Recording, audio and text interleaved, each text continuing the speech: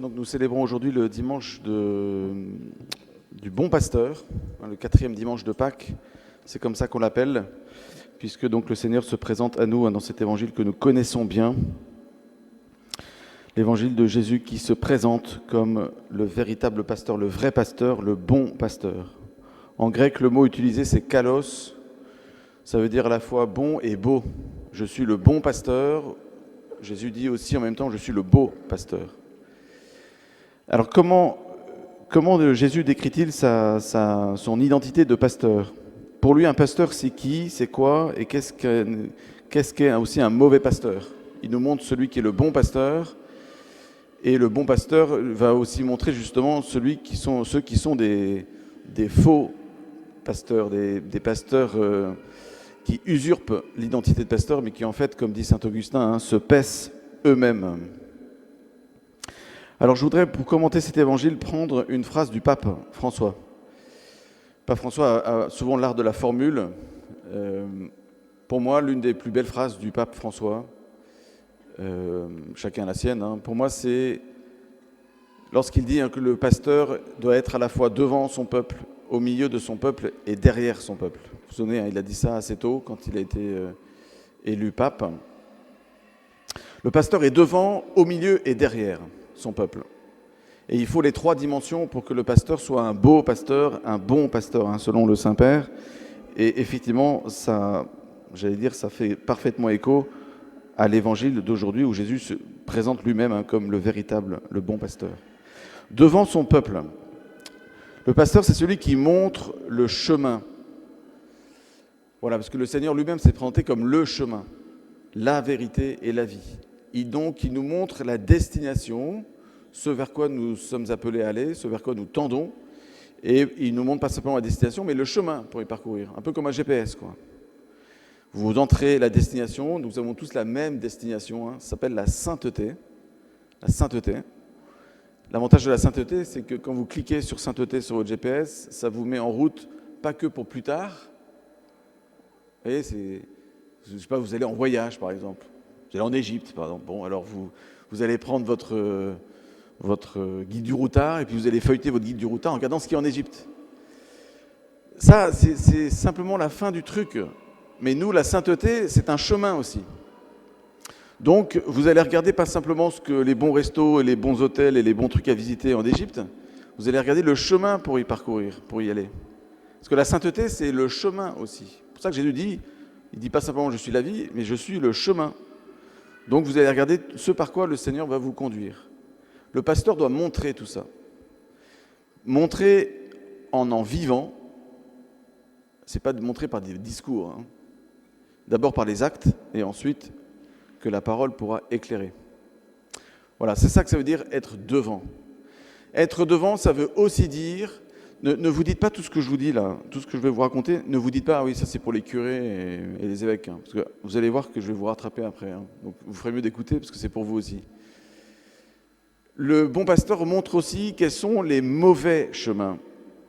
C'est pas simplement qu'il montre le bon chemin, mais il doit dénoncer ce qui est mauvais, les mauvaises routes. Et non, le GPS, prenez pas ça, sinon vous allez vous planter. Ça, c'est important, ça aussi. Pas simplement montrer quel est le bon chemin, c'est pour ça que Jésus montre aussi quel est le mauvais pasteur. Il faut pouvoir identifier les ingrédients qui font que le plat va être dégoûtant et mauvais à manger. D'accord ? Il y a des chemins qui mènent à la vie et il y a des chemins qui mènent à la mort, dit Dieu dans le Deutéronome. Voici que je montre devant toi ce chemin qui mène à la vie, le chemin qui mène à la mort, choisis la vie. Mais pour choisir la vie, il faut savoir aussi quels sont les faux chemins, les chemins de la fausse vie, ceux qui conduisent à la mort. Donc le pasteur doit être devant son peuple. Il y a donc une certaine distance qu'il faut accepter dans le fait que le pasteur est pasteur et n'est pas mon pote. Vous voyez, si on oublie la dimension du pasteur qui est devant son peuple, on risque de tomber dans une fausse familiarité avec le pasteur, en disant oui, il est comme nous, il est avec nous, oui, il est avec nous, mais il est aussi pour vous. C'était cette phrase célèbre de saint Augustin, avec vous je suis chrétien, pour vous je suis pasteur, je suis évêque. C'est ça que ça veut dire, il faut accepter que le pasteur ne soit pas notre pote. C'est un ami. Jésus a dit, je ne vous appelle plus serviteur, mais ami. Il n'a pas dit, je suis votre copain ou votre pote. Des potes, vous pouvez cliquer dessus, vous en avez plein sur Facebook. Accumuler des potes. Mais Jésus n'est pas mon pote. Le curé, le prêtre, l'évêque n'est pas mon pote. C'est un frère, c'est un ami. Et il faut accepter qu'il y ait un certain espace, un espèce d'espace sacerdotal, par son célibat et par sa consécration. La consécration, ça veut dire mise à part. Dans l'Ancien Testament, quand on dit que les offrandes ont été consacrées, ça veut dire qu'elles ont été posées sur l'autel. Le lieu de la consécration dans la liturgie juive, c'est quand on place l'offrande sur l'autel. Voilà. Et donc, il y a une certaine distance, ça ne veut pas dire qu'il est loin et qu'il est coupé de vous. Hein. Vous voyez, mais une certaine, voilà, une certaine distance. Quand je vais chez des gens, on va m'accueillir dans la salle à manger, j'espère, dans le salon, mais je ne vais pas aller me coucher dans le lit des gens, quoi. Ouais, je ne vais pas partout, quoi. Jésus, lui, il peut aller partout. Mais vous voyez, une certaine distance, l'intimité du couple, bref. Quand on visite un monastère, pendant cette semaine, on a visité des magnifiques monastères en Égypte, on va nous montrer des lieux communs, mais je ne vais pas commencer à entrer dans la cellule du père abbé, quoi, et puis me mettre dans son lit. Ouais, certaine distance. C'est un respect, en fait, qui est inclus dans cette dimension du prêtre qui est aussi devant. Ensuite, le prêtre est au milieu de son peuple. Il sera un mauvais pasteur devant s'il n'est pas pasteur au milieu, dans son peuple, avec. C'est la dimension de Jésus avec. Et l'évangile est rempli aussi de ces passages où Jésus a mangé, a bu avec les disciples, avec les pécheurs. Ça a même choqué des gens. Il ose manger avec des pécheurs. Il est allé mouiller la chemise. Ce que dit le Saint-Père aussi, le pape François, je préfère une église sale, crottée, qui a mis ses mains dans le cambouis plutôt qu'une église propre dans des bureaux à distance des gens, quoi. Jésus je ne sais pas, mais vous prenez toutes les pages de l'Évangile, c'est Jésus qui sent l'odeur des brebis, dit le pape. Là, Jésus l'explique en disant, il connaît les brebis par leur nom, il les appelle par leur nom, il les connaît, ce n'est pas des fichiers, des noms sur un fichier Excel. Vous voyez, donc il les connaît, elles entendent sa voix, elles sont habituées à sa voix. Et ça va dans les deux sens. Ça va dans les deux sens.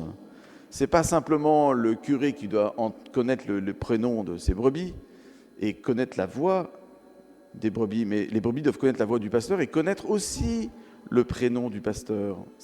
C'est une image, ça veut dire ça va dans les deux sens. Je vous rappelle que vous avez été consacré prêtre, vous aussi, pas par l'ordination, mais par le baptême. Donc tout ce truc-là sur Jésus, bon pasteur, si votre réflexe c'est de dire « Ah ben ça c'est pour les curés, les prêtres, les évêques, les papes, les machins », vous êtes dans une posture cléricaliste. Vous n'êtes pas catholique, vous êtes cléricaux ou cléricaliste ou je ne sais pas trop quoi. Le catholique, il reconnaît qu'il a reçu la consécration baptismale. Donc vous aussi, vous êtes des prêtres. Vous aussi, d'une certaine manière, pas comme nous qui avons reçu l'ordination, mais vous devez être des pasteurs pour vos pasteurs. Est-ce que vous, comme laïcs, vous êtes des pasteurs pour les pasteurs qui ont reçu l'ordination sacerdotale ou épiscopale? Voyez ? Sinon, le danger, c'est de devenir des consommateurs, des chrétiens attentistes, qui veulent simplement, qui se mettent en mode recevoir. Je mérite ça. Ah oui, le pasteur, vous avez vu, le curé, il a dit, l'évangile dit ça, là, il faut... Est-ce qu'il coche les bonnes cases? Peut-être certains d'entre vous, vous êtes en train de m'écouter en disant, ouais, là, il est bon, là, il est moins bon. Ouais, mais faites déjà votre examen pour vous-même, puisque vous avez été consacré prêtre, encore une fois, par le baptême. Vous aussi, vous devez être devant, au milieu et derrière le peuple, y compris pour vos prêtres. Le prêtre, dit enfin le pape, doit être derrière le peuple. Derrière, ça veut dire s'occuper des plus faibles, marcher à la vitesse des plus lents. C'est ça que ça veut dire aussi. C'est-à-dire être capable de s'arrêter. Le pasteur n'est pas un fonceur qui fonce tête bêche et qui se fout pas mal s'il y a des wagons qui ont décroché la locomotive. Ça, c'est des idéologues ou des, je sais pas quoi. Mais le pasteur, lui, doit être aussi derrière son peuple. C'est-à-dire, encore une fois, marcher à la vitesse des plus lents, pouvoir s'arrêter même. S'occuper aussi, dit Jésus dans l'Évangile, j'ai encore d'autres brebis qui ne sont pas de cet enclos. Celles-là aussi, il faut que je les conduise. Ça veut dire aller sortir de l'enclos habituel et aller rejoindre les brebis qui ne veulent pas être des brebis. Parfois, il y a des brebis qui étaient dans le troupeau et qui sont partis. Ou il y a des gens qui n'ont jamais été dans le troupeau et qui disent non, moi j'en veux pas. Il faut aussi pouvoir leur parler aussi. Du coup, vous voyez, le pasteur n'est pas celui qui va balancer des vérités à la tête des gens ou balancer des catéchismes. C'est celui qui va à la fois enseigner cette vérité, ça c'est sûr. C'est pour ça que le pasteur doit aussi être théologien. Il ne doit pas être qu'un théologien, mais il doit être un théologien. On est là pour aussi annoncer une vérité qui ne nous appartient pas. Ce n'est pas la nôtre. Il y a un chemin de vérité. Je suis le chemin, la vérité et la vie. Mais il sera surtout pasteur en allant rejoindre la personne qui n'arrive pas à entrer dans cette vérité. Il y a des vérités qui sont parfois difficiles à accepter et à vivre. Qu'est-ce que je fais, moi, de cette personne ? Ah ben, marche ou crève. Non, c'est pas marche ou crève. On va prendre le temps. Ça prendra peut-être une semaine, 1 mois, 2 mois, 10 mois, 10 ans, 50 ans, toute une vie. C'est ça que ça veut dire aussi être pasteur derrière son peuple. Voilà, demandons la grâce au Seigneur que nous soyons tous, en fait, pas que les prêtres et les évêques, mais que nous soyons tous des bons pasteurs. Chacun à sa mesure, chacun selon la vérité de l'état de vie qu'il a reçu. Amen.